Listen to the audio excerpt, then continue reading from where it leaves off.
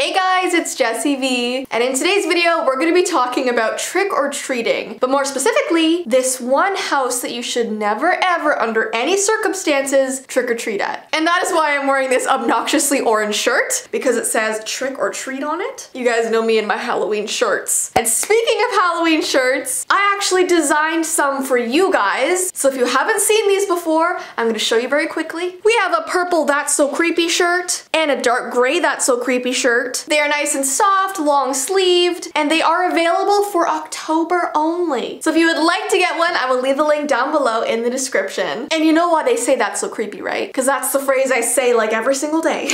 Also, if you would like to win this backdrop, all you have to do is follow my TikTok account called Official Jessii Vee. Go like videos, comment on videos, and if I see your name pop up a lot, I will choose you to win the backdrop. And that doesn't mean spamming, it just means being active. Alright guys, so let's jump right into today's video. We're gonna start off with the history of trick-or-treating before we get into the very creepy stuff. Have you ever wondered, why do children dress in costumes and knock on strangers' doors to ask for treats on Halloween? It has been a tradition in the United States and other countries for over a century, and the origins of this tradition are not fully known, but traces of it can be identified in ancient Celtic festivals, early Roman Catholic holidays, medieval practices, and even British politics. So back in 1000 AD, the church designated November 2nd to be called All Souls Day, and it was basically a day to honor the dead. So poor people would go and visit the houses of wealthier families, and they would receive these pastries that were called soul cakes in exchange for a promise to pray for the souls of the homeowner's dead relatives. Now this whole practice was known as souling, and it was later taken up by children who would go door to door asking for gifts such as food, money, stuff like that. In Scotland and Ireland, young people took part in a tradition called guising, which is where they would dress up in costumes and accept offerings from various households. And instead of offering to pray for those people's dead loved ones, they would instead sing for them. Or they would perform some sort of trick before they claimed their food or candy. And the gifts they would receive were usually fruit, nuts, or coins. By the 1920s, however, pranks had become the Halloween activity of choice for rowdy young people. So this all started off as a very innocent thing, but later on these older teenagers took it to another level. One theory suggests that excessive pranks on Halloween led to the widespread adoption of an organized community-based trick-or-treating tradition in the 1930s. And today, Americans spend an estimated $2.6 billion on candy on Halloween, and it has become the nation's second largest commercial holiday. And that's basically how trick-or-treating began. I had no idea it started off as something called souling, where you would like trade and pray for someone's relative and they would give you like candy or food. So before I move on to the creepypasta that you've all been waiting for, I just want to briefly talk about a weird trick-or-treating experience that I had when I was a kid. Now, my dad used to take my sister and I trick-or-treating every single year. And I think when we turned about 10 or 11 years old, they let us go out on our own. We made sure we had this little group of friends with us, and we could only go trick-or-treating around the block of our house just so we stayed relatively close to home. But I remember there was this one house that looked so scary with all these decorations and spooky sounds and flashing lights, and when we went up and rang the doorbell, this man dressed up as an evil scientist opened the door, and he asked us if we wanted to come inside his house. And obviously we were like, what?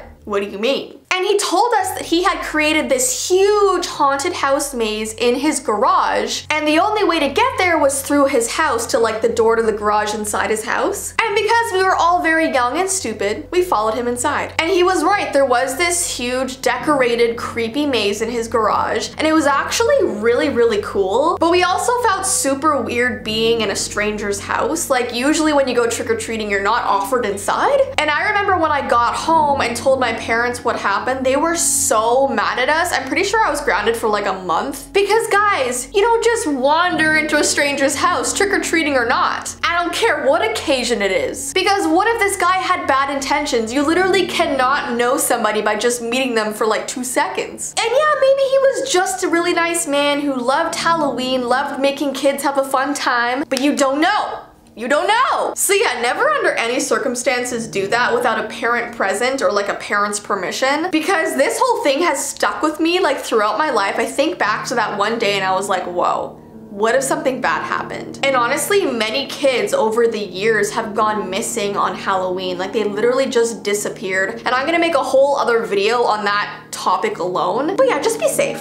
Please be safe. All right, so let's get into the creepypasta about the house you should never trick or treat at. This story is called 6 Cobbleway Crescent. This story is about a house in a neighborhood that everyone feared. It sat there looking vacant, with no one mowing the grass or taking care of the property. And it had been that way for at least 20 years. And pretty much all of the parents who lived in that neighborhood told their kids to never go trick-or-treating there. The story went that back in the late 90s, there was an old woman and her husband that lived there. Now, this old man was caring for his wife, who apparently had this really terrible illness, and she couldn't do a lot of things on her own. So she would need to have his assistance during the day. Well, one day he unfortunately passed away, and doctors and people came to this woman's house offering to help her because they knew about her illness and they sort of just wanted to reach out to her. But she refused every single person's help. She wanted to do everything on her own. And on the first anniversary of her husband's death, she went missing and no one saw her again. Except for this one time in 1999. This group of teenagers thought it would be funny to go trick-or-treating at this old abandoned house. And by trick-or-treating, it meant they were gonna go there and break in. They arrived at the door and knocked on it and started peering in all the windows. It was dark and layers of dust was covering all the furniture and the floors. They kicked the door in and started walking around with their flashlights, calling out to the ghosts of the people who used to live there. After exploring for a while, they got bored and decided to go home. But just as they were about to leave, they heard tapping on the floorboards, followed by these creaky footsteps. It almost sounded like someone was walking towards them with a cane. Hello? They called out. But the only thing they heard in response was a creepy, heavy breathing coming from another room. Whatever it was slowly walking towards them. And as they stood in the doorway, they saw this bent over figure turning the corner towards them in the back hallway. It looked like an old woman grasping onto her cane. Her head was facing down to the floor and her gray hair was covering her eyes. Mrs. Pelham? They asked in shock because she was supposed to have been missing. But instead of a response, this woman's head slowly lifted from the floor to reveal these 2 large yellow eyes. And her mouth was almost curled into a smile. "We thought you were missing," one of them said. "Missing?" she finally said with a hiss.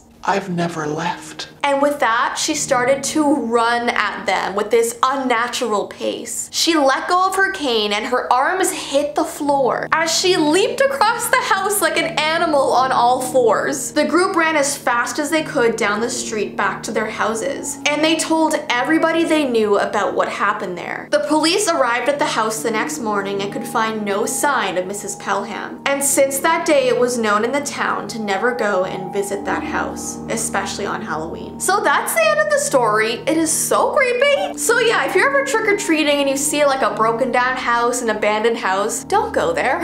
Anyway, so guys, that is the end of today's video. Don't forget, if you would like a That's So Creepy shirt, I've linked them down below. And don't forget to go and follow my TikTok account called Official Jessii Vee. But I hope you guys have an awesome rest of your day and I will see you in my next video. Bye!